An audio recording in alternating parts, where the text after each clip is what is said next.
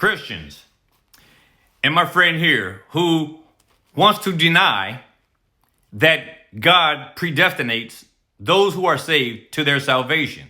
He denies it.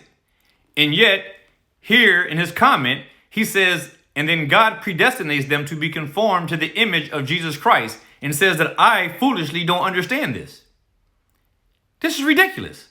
He's using this, he's supporting predestination to say that men are conformed to the image of Christ, but then he denies predestination, that God chooses any to salvation, and that it is up to man's free will.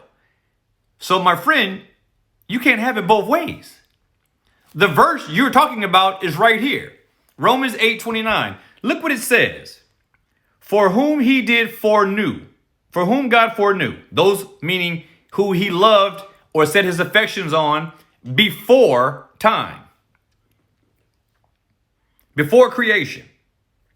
And he says, he also predestined to be conformed to the image of his son, that he might be the firstborn among many brethren.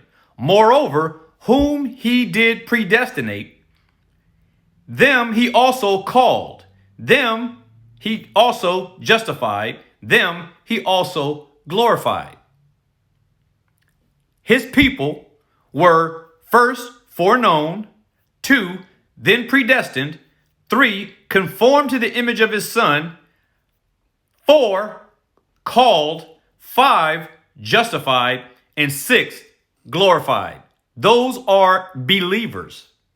And it begins with their predestination to salvation.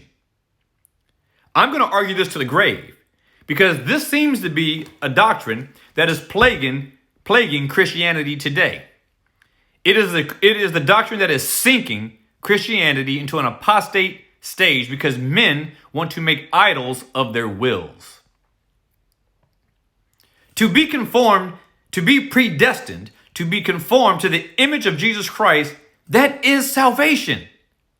I don't know how much plainer that could be. And yet it is people like this that keep trying to finagle their way out of this truth, because men want to put their free will on the throne of their own hearts and have it not be up to God. Your salvation is determined by God. He is the one who determines who inhabits a mansion in his house, not you. God is the one who gives salvation, not man. Be provoked.